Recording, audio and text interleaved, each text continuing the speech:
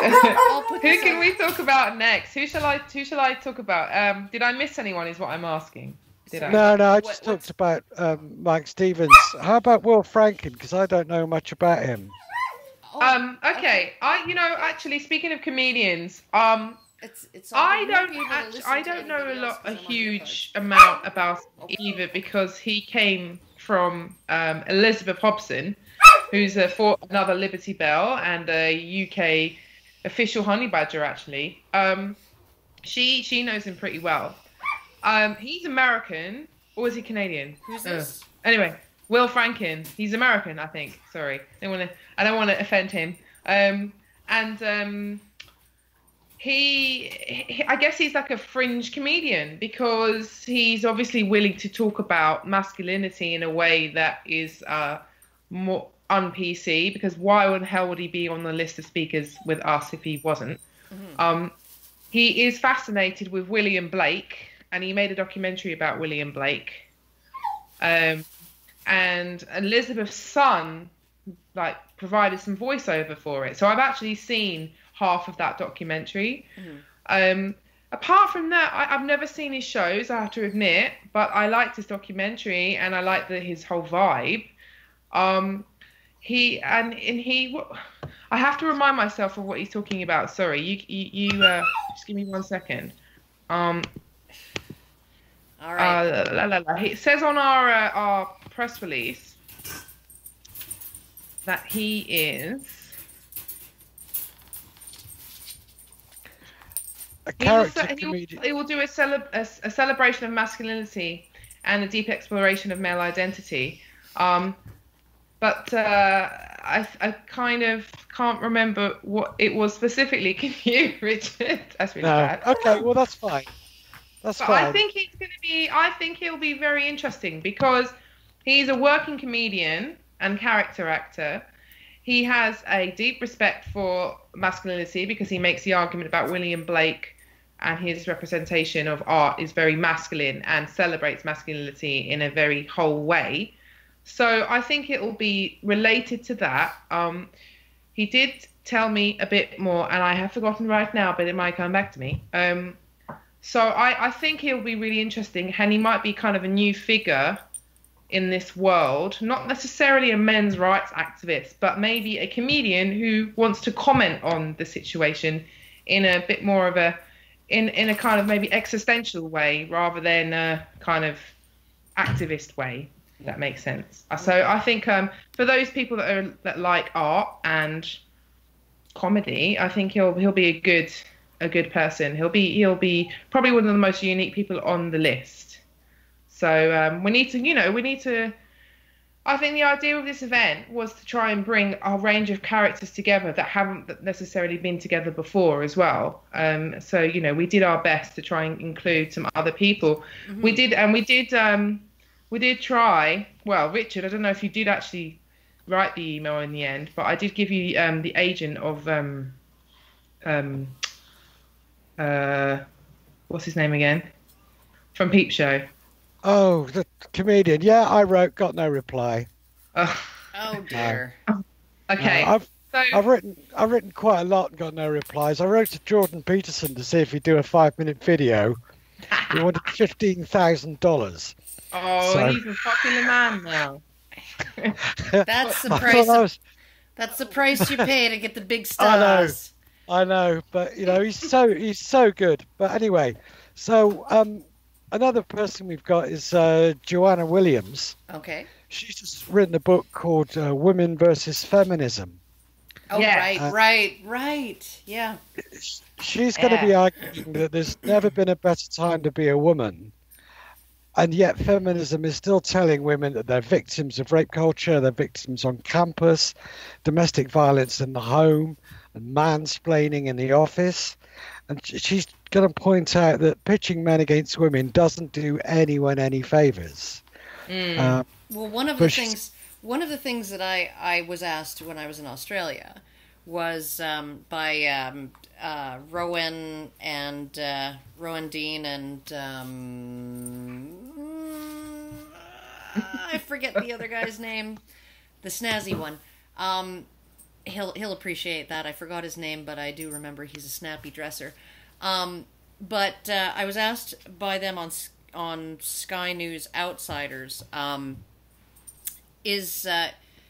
does feminism make women unhappy, or is feminism just something that attracts unhappy women? And I said, it's a bit of both, but, honestly, the message that the entire society is out to get you over because of this thing about yourself that you can't change, right, can't be a really happy message to take out into the world with you. No. That there's danger lurking around every corner, that you're more at risk of everything than anybody else in society.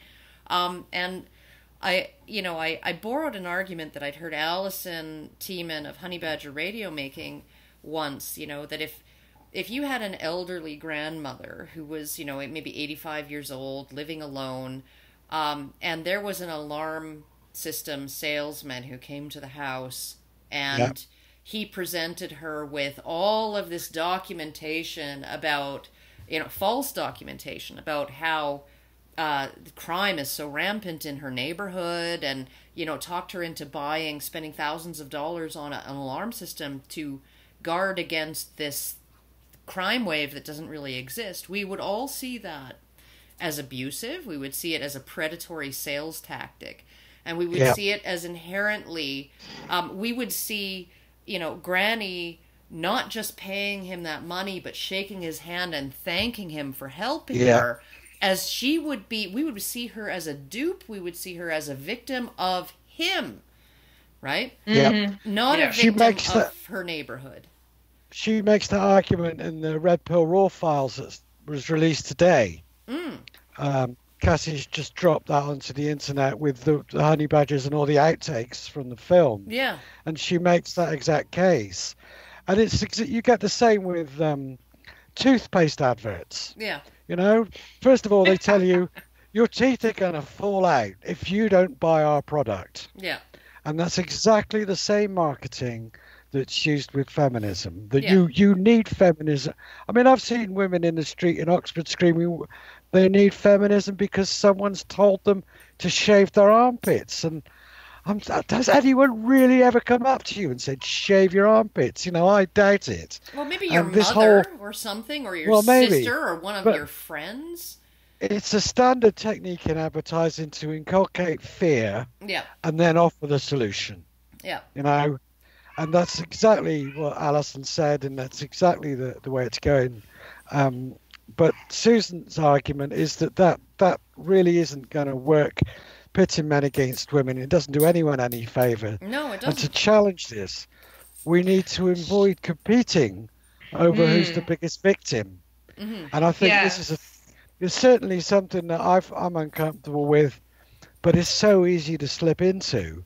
Men will list all these problems that they have, and then you get into this victim competition. Now, it's not good for men to take that stance, and it's certainly not good in terms of men's rights, because we'll always lose because of gynocentrism. Yes. It's like you've just mentioned with the genital mutilation thing. If you make an equivalency, women will always play the trump card. Yeah. Because they're biologically deserving of more protection. Yeah. So it's not a good game for us to play. And another aspect to that is, I learned again from Jordan Peterson, was that if you play your adversary's pathological game and win, all you do is spread the pathology even further. Right. So now we're going to have men being afraid to go into nightclubs in case they bump up against a woman and are falsely accused, in the same way that women are saying they're afraid to walk across the parking lot. And all it's doing is adding to this terrible mix of fear and hatred that comes with fear, because, being victimized is always the first stage to justifying your oppression of the other. And feminism's been doing it beautifully for 50 years, and I'm afraid MRAs are now getting into, we're the bigger victim and we're victims too. And I just think it's such an unhealthy process, even if the facts of the case are true. The problem is that, because it is really awful to descend into that. But to not descend into that is to allow that narrative of the feminists to stand alone, where they say, X is always treated worse than Y, right? And then you ask them, well, have you ever measured Y? And they haven't. And until you measure Y, and unless you measure Y, and unless you tell them, yeah, I've measured Y, and here's the thing, Y is equal to or greater than X in these ways, right? So you don't have a special complaint here, right? Women are not specifically targeted for violence in our societies, not even in developing countries, right? They are not. There is no such thing as systemic, gender-based violence against women that is condoned by the societies to which those women belong.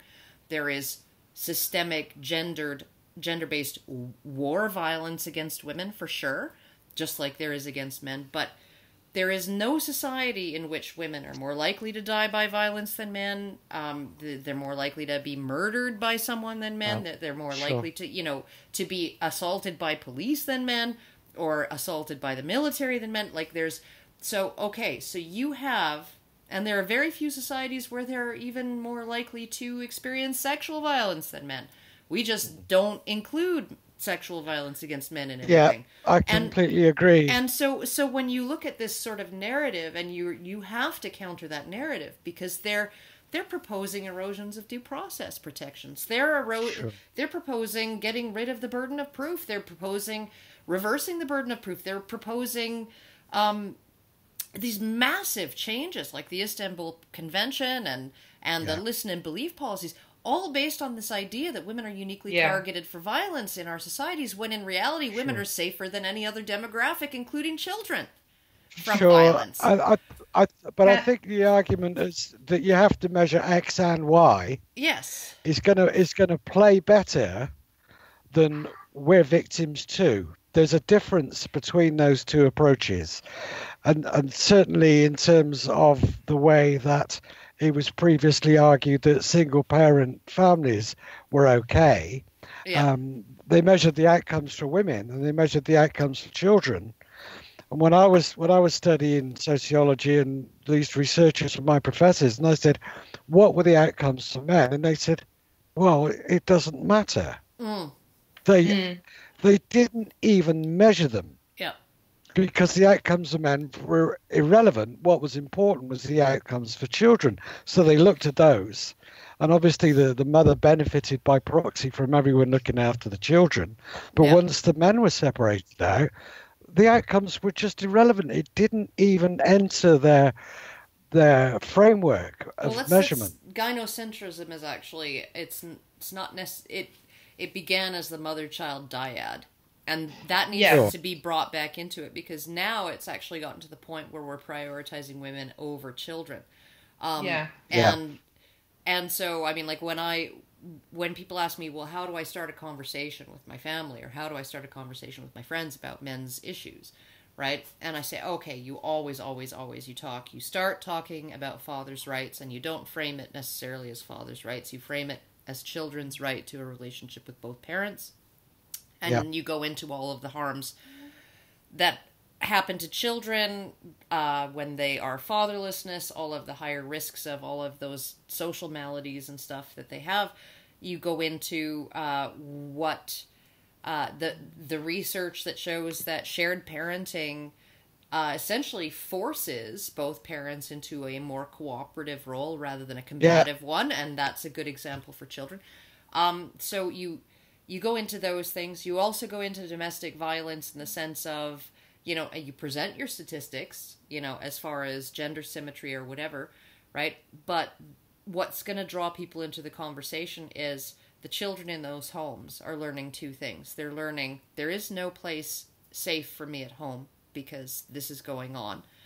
And it doesn't matter whether dad's hitting mom or mom's hitting dad. What I'm learning is that violence is the way to resolve conflict.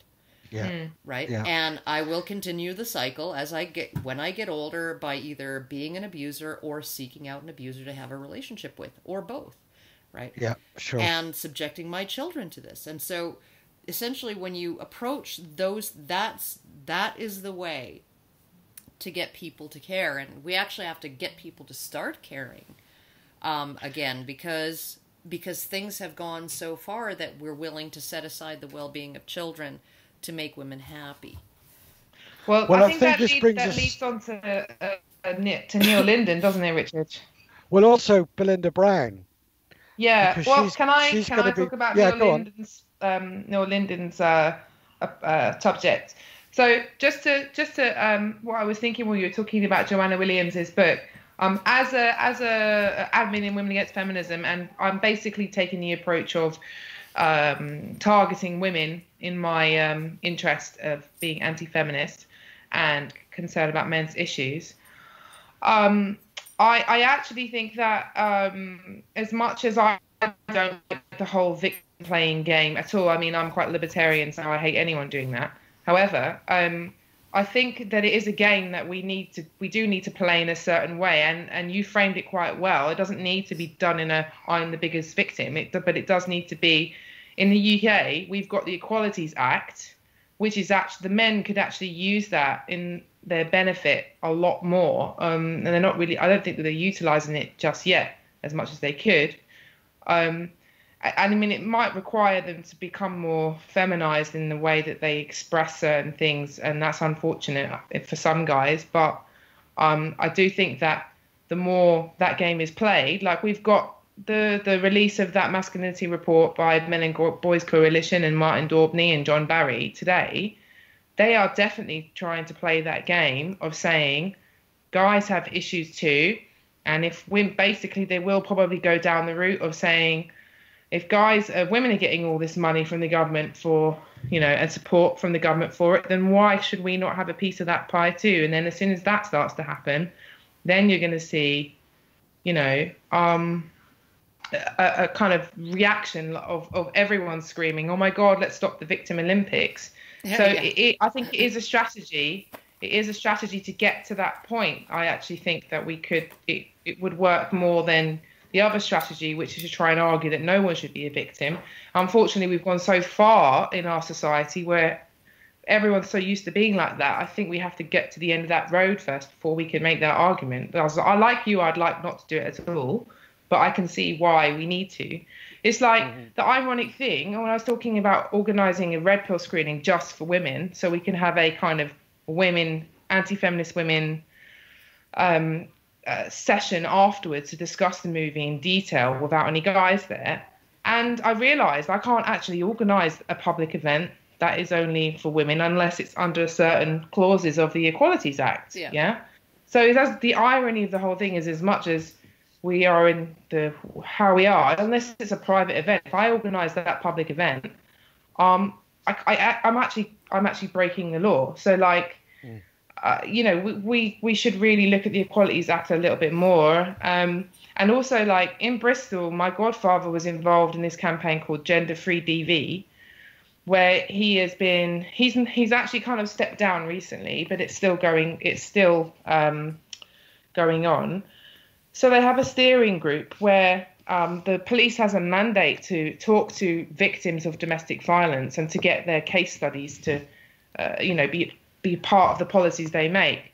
So he's actually got like local women's aid involved, who actually have become an ally because he frames the whole gender-free DV thing as a kind of gender-fluid trans issue. Yeah. But he chucks men in there. So it's like, the argument is that domestic violence is not gendered, therefore it affects everyone more or less equally. What about lesbian, gay, trans, gender-fluid people? They don't get support. Yeah. And then also men, hush, hush, don't get support either, and that's chucked in. And it's actually developed quite a lot of support. And it's really sad that we have to go that route, but like he kind of thought that was a way to go to kind of use their game against them. And I know that there's a line where it might turn into like becoming like the enemy, but it's a way to sneak it in. it's a way to sneak it in the door. They're doing it in Maryland with a domestic violence shelter network there.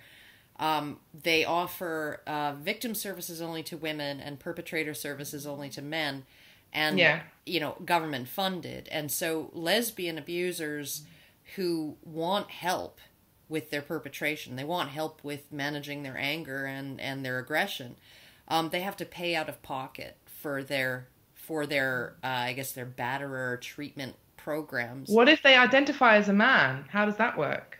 Well, you right. I mean, so essentially what they're doing is they're saying they're trying to take this network to task over discriminating against lesbians by only offering victim services to women and not offering perpetrator services to men. And it's just like, that's a way to squeeze your foot in the door there, right? And then next it'll be gay male victims, right? Why are they not offered any victims? And then after that, right, hopefully chuck men in, right? Like you said. So. Yeah, exactly. So I think that Joanna Williams's book, all the girls have been reading it because they're all very studious, and I'm not. I'm a blagger. And so we're going to interview her this week and talk about it in more detail. We just generally think that this book, she will be an interesting addition to the speakers lineup, and I'm sure that she will have some kind of conflict with a few of the other speakers or questions in the audience. But that's good, because that's what we want. We don't want an echo chamber. No. But going on to Neil Linden. So Neil Linden, he made a speech in early 2000s, I can't remember the year, where he said about how basically the men's rights guys don't organize themselves properly and they don't work together properly, and how this was after Fathers for Justice became very popular. Yeah. So I'm 2004 or something. I can't remember the year.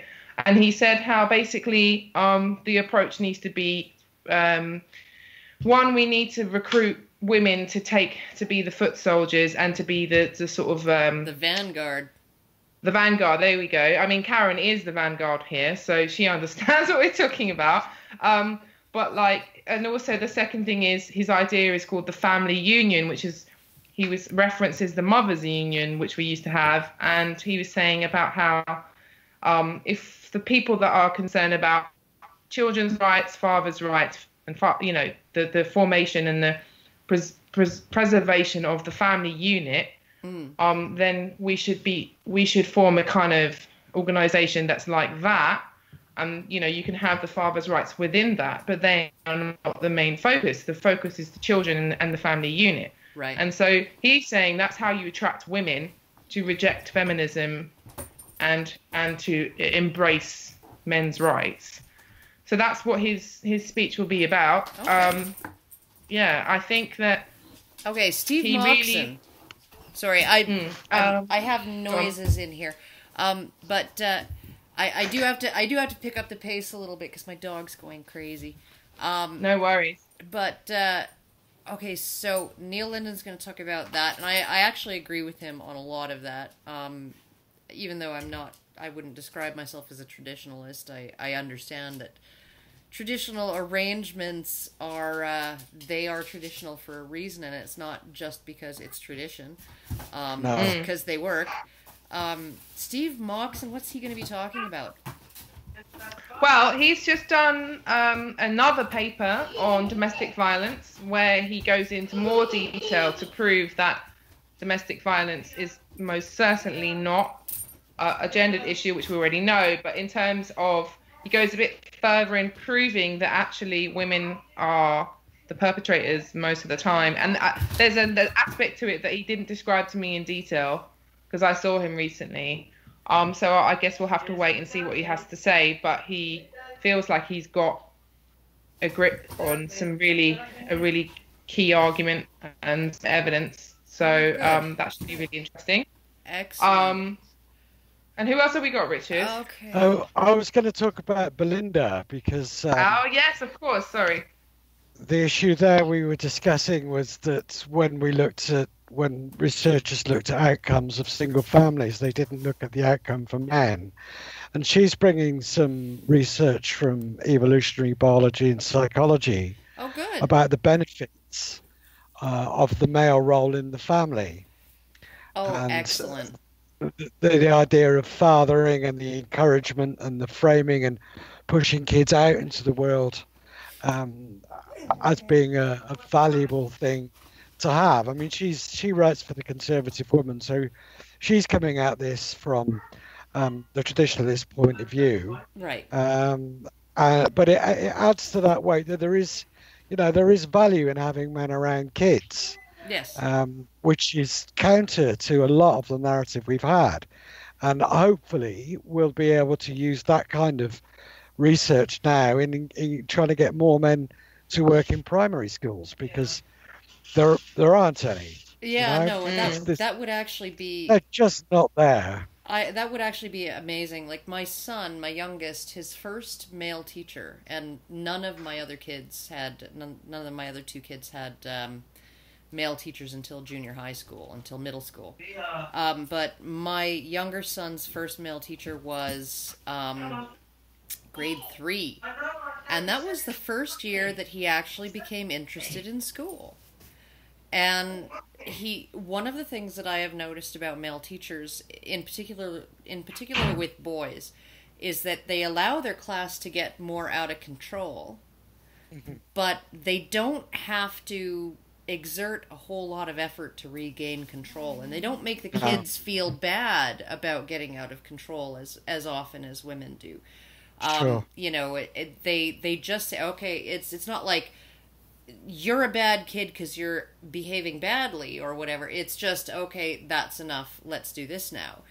And and then on top of that, I think that there is something to the evolutionary argument in terms of masculine hierarchies, and really that whole idea that I was saying, that I was talking about before, where there's no way for a boy or a woman to win against a girl or a man when competing, right? But if that's the case, then boys and hierarchies, when a male teacher is not just someone to obey, a male teacher is someone to impress, right? And impress in a different way than a female teacher. And so I don't think that male role models and female role models are fungible, interchangeable. And one of the most hilarious things... Absolutely not. One of the most hilarious things I ever heard a feminist say was, especially given the whole push for, getting women into professorships and stuff like that, because women undergrads, right, and women grad students will not be able to see certain professions or certain positions within academia as something for women unless they see those women in those positions, okay? Like, this is really... And yet, when I was expressing what my son's experience at age 8, okay, with his first male teacher, and how much... It wasn't just that he was better behaved and sort of better controlled, I guess, better managed in the classroom, but that he really wanted to please his male teacher in a way that he hadn't, and impress his male teacher in a way that he hadn't with any of his female teachers. And I had a feminist tell me that my son was sexist. Okay? She told me that my son was sexist, and I had obviously raised him wrong, when she's part of a group that says that male professors cannot be adequate role models for adult women. Sure. And those adult women they're not sexist. Yeah. No, you're absolutely right, but it works even on a much more fundamental level than that. What children are trying to work out is how to be in the world. Mm-hmm. And the way that humans do that is exactly the same way that primates do that and other mammals do that, is through imitation. Mm-hmm. They imitate someone they admire who's enough like them that they can copy. Yeah. And you're not going to get that women are fantastic teachers, but they're absolutely crap at being men. Yeah. So the boys have no one to imitate. Yeah. Well, Yeah, it's of just a course. fact. Well, I mean, it's The boys have no one to imitate, and even if it's completely unconscious. You know, when I was bringing up my boy, I'd pick up a saw, and he'd want to copy me. Yeah. You know, and it wasn't he was Yeah. trying to impress me with his carpentry skills. No. He just wanted to be like me. Yeah. And if you take men out of the equation, they've got no one they want to be like. So they end up pleasing whoever's in power, and then they're buying into that particular person's agenda, and it's insidious, and it works all the way up through school. Yeah. And well, and it would be different. It would be a little bit different if 95% of boys in the UK and Canada and the United States were growing up in intact families with fathers in their home. And if they were one of those rare boys whose mother was widowed when they were young, they still had lots of men in their neighborhood and among their peer group, who, dads who would take, my friend's dad who takes me under his wing, my soccer coach, whatever, if you, and this is absolutely like an orphan or a boy whose father has died, who it lives otherwise in a community of intact families, is not going to have all of those problems that are associated with fatherlessness, right? It is when you essentially are growing up without a father in a neighborhood without fathers, or only half the families have fathers, and those fathers are not willing to, or they don't have time to involve their neighbors' kids, in masculine activities and all of that stuff, right? That's when you run into those problems, is when there's just when you're in a men desert, right? So, okay. At one stage, yeah, go on. I was going to say you're absolutely right about the men desert, but the thing is, it's gone one stage further than that now.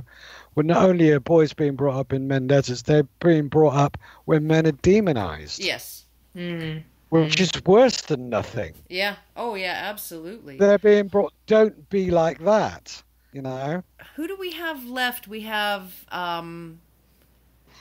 We've got Adam Bolford, who is going to speak about patriarchy theory within government. Ooh.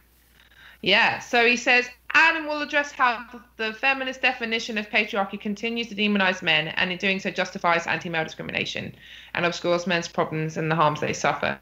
So yeah, he's going to be doing a kind of a speech and an analysis of how that's been implemented within government policy. And I want to connect him to Jordan, because I don't think we've spoken about Jordan yet either. No. I think that's it now. And then we've also got Vidal Bogan's film. And Jordan and Adam are both younger lads. And I think that it's important that we don't just have a conference of crusty old men. No offense, Richard. Who are you calling old?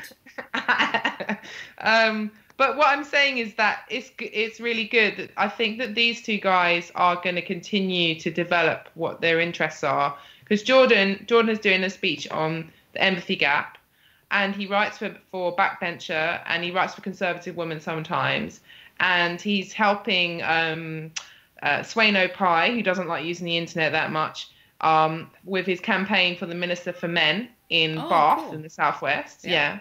And I just think I personally really like Jordan, as in the way he presents. I think he's a bright, shining star of the future, in terms of public speaking and content creating and stuff. So I'm really looking forward to him doing his thing. And I just think it's really good that there's at least 3 younger guys there who are under the age of 30, and because there does seem to be a kind of gap. There does seem to be guys of a older Gen X, early baby boomer age, and then there's younger guys, and it's the ones in the middle, there's a tiny bit of a gap there, you know, guys in their late 30s to 40s. Hopefully in the future we can get more of those. I think one of the things might be that, you know, sort of the baby boomers were the ones like, you know, sort of Warren Farrell and the rest were the ones who sort of saw it coming.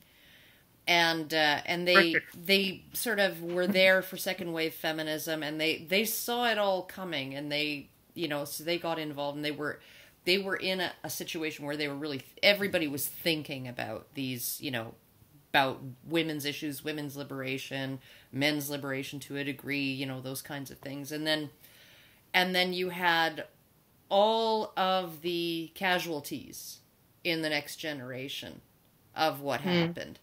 And so many of those men, I think, in their 40s are just too damaged to, you know, 40s, maybe 50s, right? Just too damaged to even have been paying attention to anything other than what was happening to them in terms of divorce. And I mean, because the 80s was when divorce rates just like went sky high, right? And then you have this younger generation of men who watched all of that shit happen to their dads, right, and their friends' dads, and they weren't raised in a situation where it was like it was expected that you were going to get married, it was expected that you were going to have kids, it was expected you were going to be the breadwinner, it was expected all of those things, right? They've been raised in a situation where that's not expected of them necessarily, and they've also seen what happens to guys that you know, one generation up that did all of that, and so they have not been damaged in that same way. They've not been financially obliterated. They still have the ability to actually look and listen, and they have the internet. So yeah, I certainly agree. And from the few things that my son said to me, he's 20 now. You know, he's looked at my divorces and what that's done to my finances. And he's got a very different take on it to where I was at his age. As far as getting married? Oh, yeah. Yeah, I think so. And also, you know, looking after his money. And I've explained a few things to him when he was heavily into playing Call of Duty. I showed him the first 10 minutes of Saving Private Ryan. Oh. And yeah, and that he just went white. But then I explained to him the subtext that, you know, this whole platoon of men are disposable in order to protect this mother from the feeling of another bereavement. Yeah. And how the relative value of male lives and female lives was played out in that film. Mm-hmm. So he's grown up with that understanding that I got from Warren Farrell. Right. You know, so I've managed to transmit that on. And the other thing where I think the men in those middle years, feminism became so predominant. It was like you couldn't tell men they were swimming because they didn't recognize water. Yeah. It was everywhere. Yeah. There was hegemony in the universities. And when you say to a man, well, that's a very feminist point of view, he said, no, that's just normal. Yeah. What do you mean feminist? So that hadn't yet been worked through. And I think you're absolutely right that the younger men now in their 20s and 30s have seen what happened, and they thought, well, I'm not walking into that. Yeah. You know, and also young women as well who've benefited from a lot of the equality legislation and the change in the culture. They're now seeing their cohort men of their age and treating them as equals, which is a big turnaround from treating them as the enemy. Yeah. And I think that's helping both young men and young women take a much more balanced view on all of this, and they can see the excesses. I mean, my son came out with a line. He said, look, they're either special or they're equal. They can't be both. And I thought, yes. Yeah. You know, you know, he came out with that 18. I thought, fantastic. And his peer group have worked this out. And the girls in his peer group have worked this out. So they're treating the men as equals rather than as a problem. So I think you're right. There was, the first wave of MRIs got completely hammered, and now younger men are coming through saying, well, we're not going to let that happen to us. So I think there's some optimism there. Yeah. Yeah, well, apparently at the Joanna Williams talk about her book, the Battle of Ideas Festival on Saturday, I was there for some of it, but not all of it. The majority of the questions and the responses were lots of young women at that talk, because this is like a kind of intellectual debating festival, and there was, lots of students there, and they were all rejecting feminism and expressing quite anti-feminist views, talking about what Richard has just said about how they reject this idea of special privileges, and they want to fully embrace, being egalitarian rather than feminist. So I thought that was quite interesting. She brought her daughter along, and apparently her daughter was there, and other people brought their daughters along as well to that talk. So I'm quite interested to see what's going to happen. I feel like I'm in the midst, in my little Facebook group, with the midst of the ongoing online interactions and battles between the newly anti-feminist women and then all the frustrated MGTOW men. Yeah. Well, yeah, the frustrated MGTOW men are conversation that's going to go on. The frustrated MGTOW men are, I think, rightly asking women, where the fuck were you like 30 years ago, right? Yeah. And so you still see so much of it, and so much of it has to be sort of presented to the the mainstream as, how is this going to impact women? How is all of this demonization and demoralization of men going to impact women? No men want to get married. They don't want to, and that's not gonna be good for women. And so I think MGTOW have a reasonable case to essentially say, why the fuck didn't women notice what was going on? Like, were you just too busy freaking rubbing your hands together with glee, and and it's only now that things have gotten this bad that and you're thinking, oh well, I'm never going to be able to get a boyfriend or get married now there's a problem, right? So yeah, I'm routinely given this argument, don't worry. Yeah I understand what you're saying. Yeah. And that is what we say in the group. We say that if you are wanting to take an egalitarian position, then you need to at least support. So you don't necessarily need to become an activist, but you need to support, issues such as equal reproductive rights for men, reform of the divorce system and the family court system, 50-50 custody, etc. And you need to fully support that, and you need to be serious about it, and you cannot just come in here and say, oh, I want to be a 1950s housewife. It doesn't work like that. Yeah, and a lot of them understand that. The cow's been milked. You can't squirt the cream back up her udder, right? Yeah, and they understand that. But then I also get the other side of the MGTOWs saying the point that you've made, which I agree with, but I do say to them that I've been concerned about this stuff for quite a long time, and it took me a while to become involved. And so, if you're talking to younger women, especially if they're in the kind of like university age bracket, that is when they're going to start to develop their identity about this. So, if you're talking to them, don't come at them saying, it's all your fault. Say, well, it was your mother's fault. Yeah. Yeah. But you can do something about it. And if you come in there screaming at them, it's, I have to stick up for them and say, well, they are interested. You need to give them, at least have a dialogue where you're not taking out all your, warranted frustration. Please go and take out your warranted frustration on your baby boomer mother or your auntie or someone else that is kind of a bit more culpable. I certainly have. So There you go. Well, on the other hand, I mean, my answer to that MGTOW argument would be that it takes a while for the negative effects to show through. Mm-hmm. You know, it does take any policy is likely to have unintended consequences. Yeah, and the lag on that is going to be 20 or 30 years. Yeah.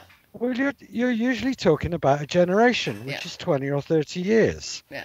And that's what we've had. And by far the biggest issue that underlies all of this change that we've had in gender relationships has been the widespread use of the contraceptive pill.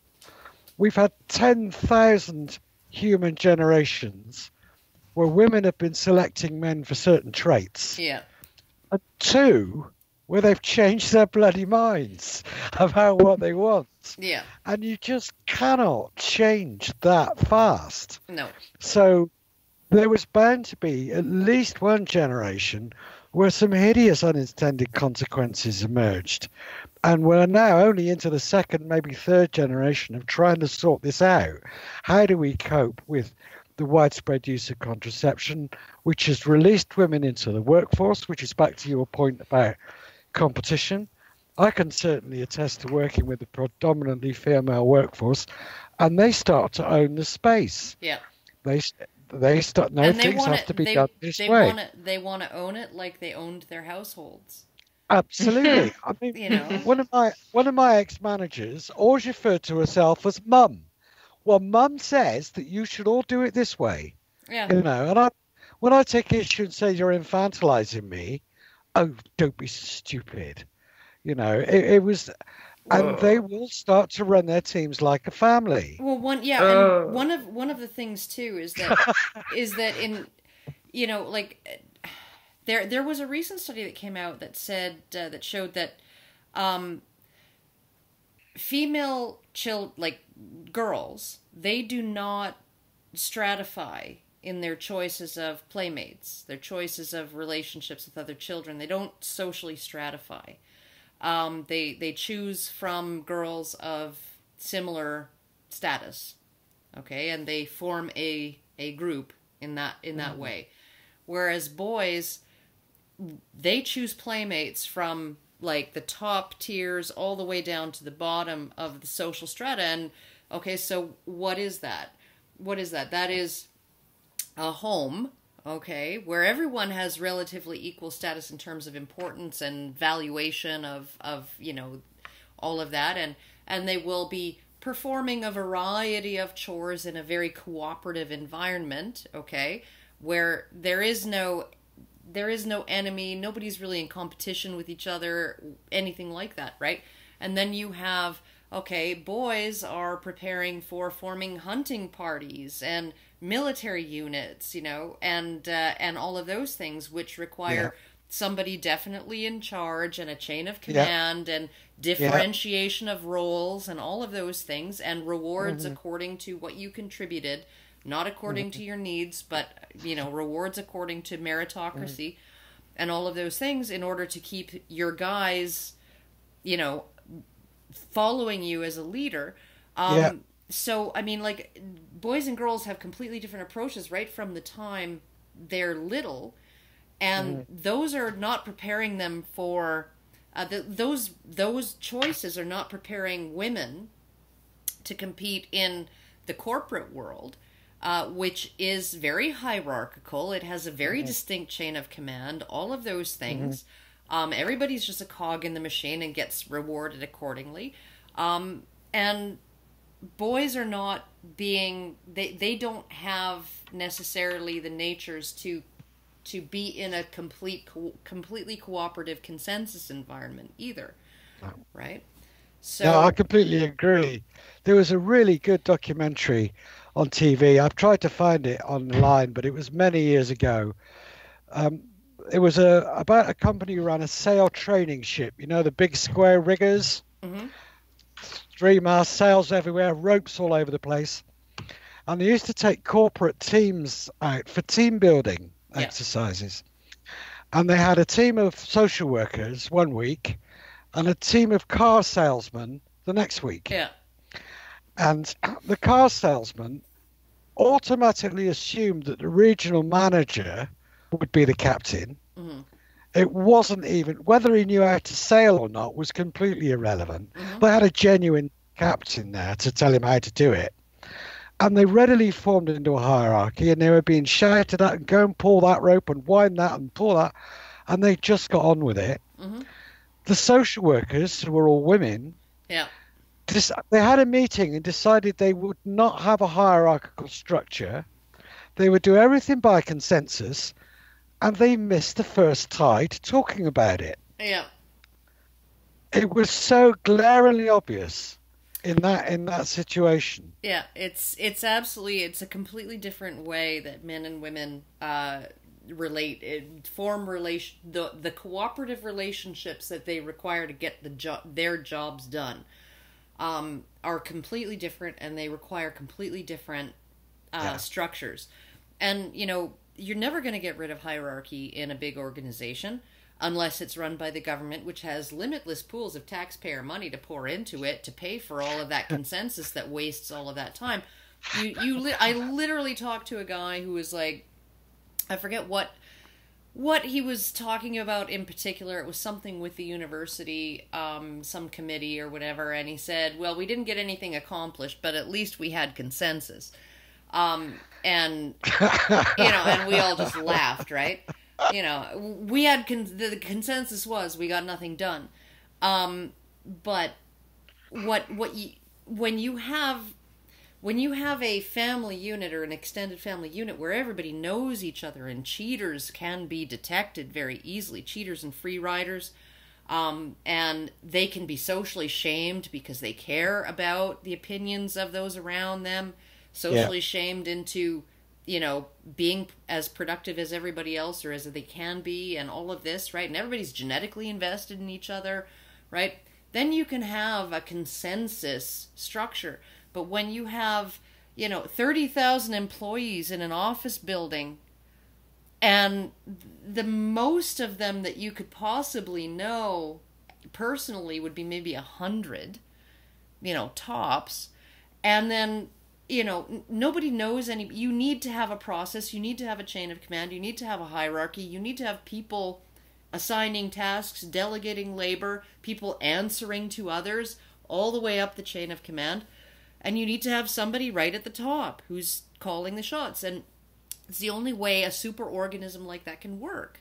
Mm-hmm. And our psychology has not developed to the point where it could work any other way. And yet women, when they come into these environments, they often want to try and mold them into, I want this to be a family. And when I was searching for publishers for my book, and I was reading up on all of it and, talking to different authors and stuff, every single author who said something like, oh, I love my publisher, it's just like a family, I was like, okay, that's a big fucking red X right there. Okay, because okay, I'm about my fucking bottom line, okay? I want a contract, I want the contract to be like everything fucking spelled out in black and white. I want I don't want to hear excuses about how, well, we just can't meet your royalties this month because, but we hope you understand. No, there's no excuses, right? Go turn tricks on the corner and get me my fucking royalty check, if that's what you have to do, right? Because if you're managing your company like a family, right, then you're not fucking managing it like a business. Yeah. And okay, but we have one more, Fiedelbogen. Yeah, so he's gonna do a special film for the event, and I don't really know anything about it except for the usual stuff that we know about him, which is his definition of anti-feminism, which he calls non-feminism. And so that should be exciting. And it'll probably be a nice little break from all the talking, because all the speeches will be about 10 to 15 minutes long. Oh, okay. We decided to kind of do like short, snappy speeches. Right. And then at the end, we'll have that film, and then we'll have a Q&A session, which hopefully will have some nice kind of back and forth debate going on with people.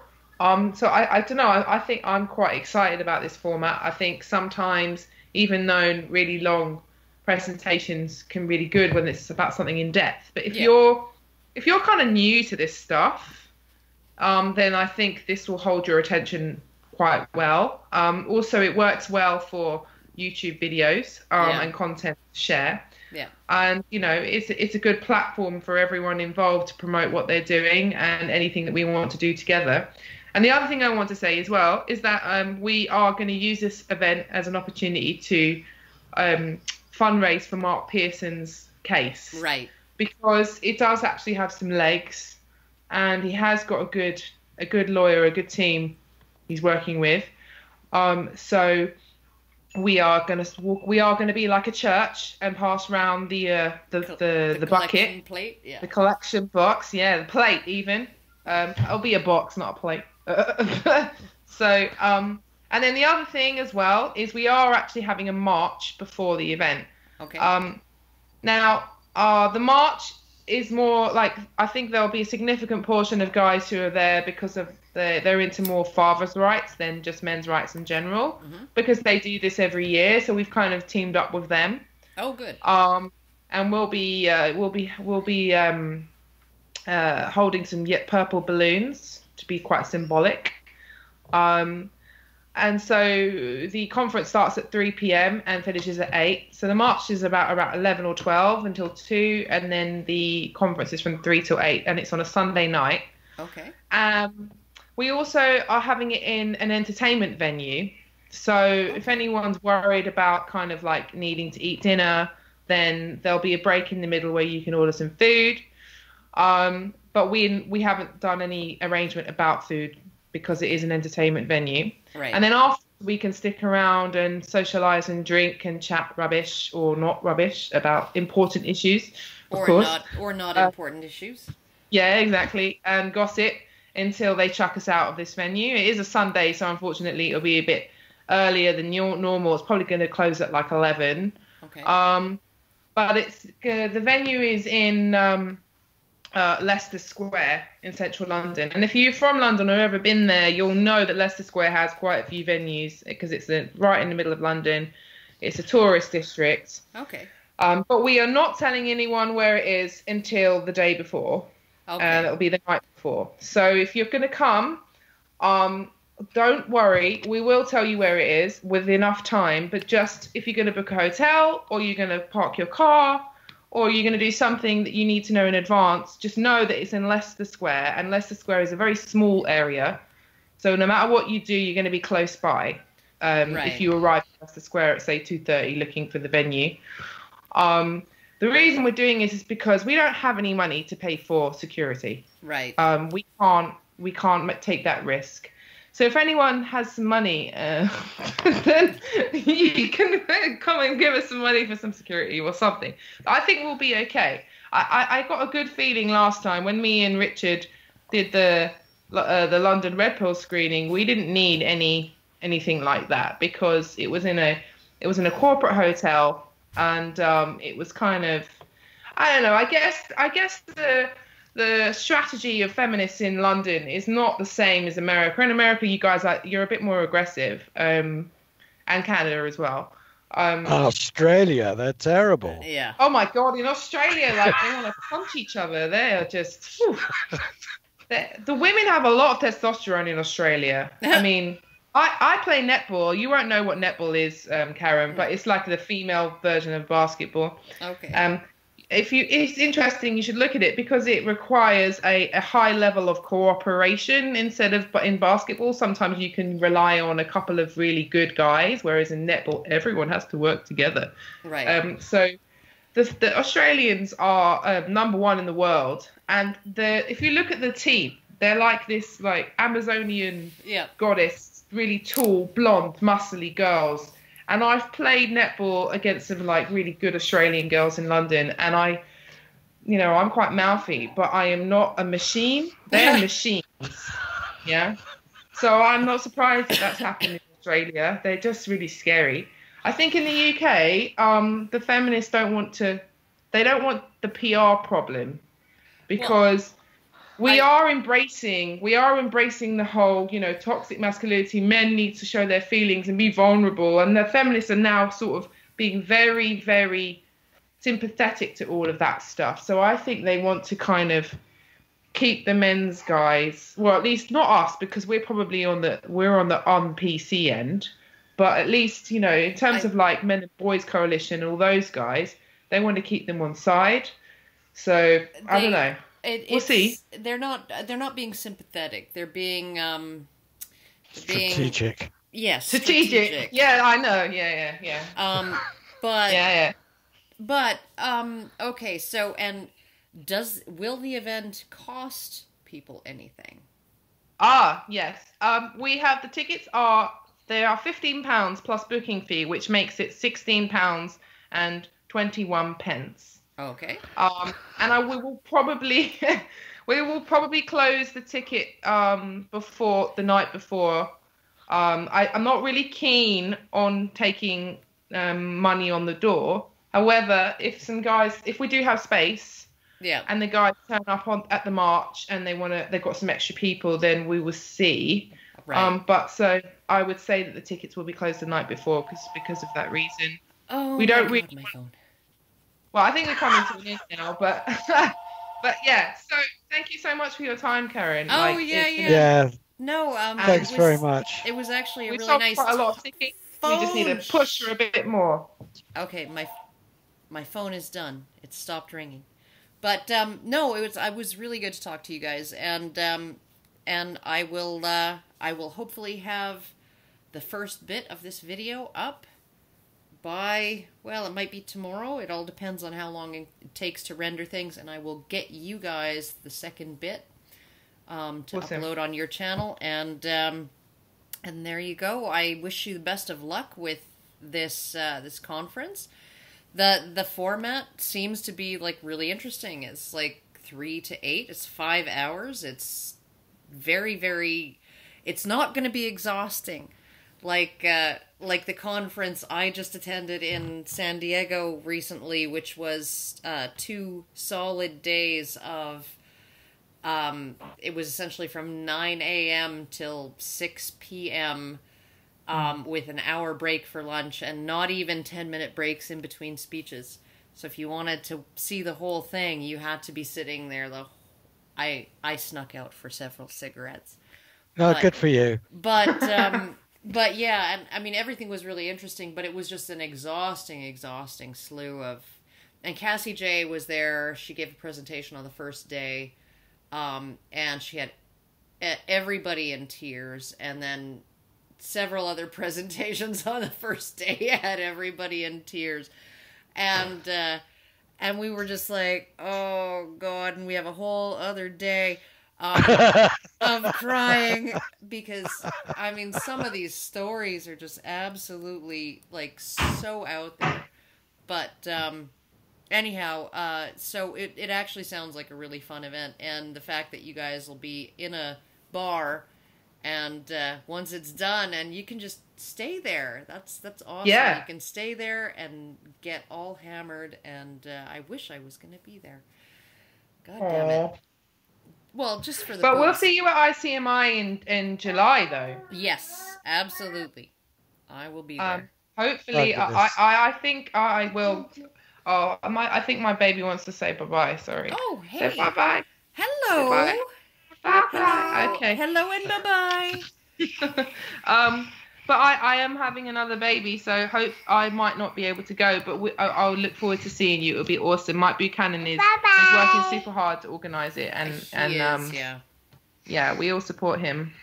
All right, excellent, awesome. Well, thank you, Natoya. Thank you, Richard, and thank you, Karen. And for everybody else, we will see you next time. Take care. Bye-bye. Bye. Bye for now. Oh.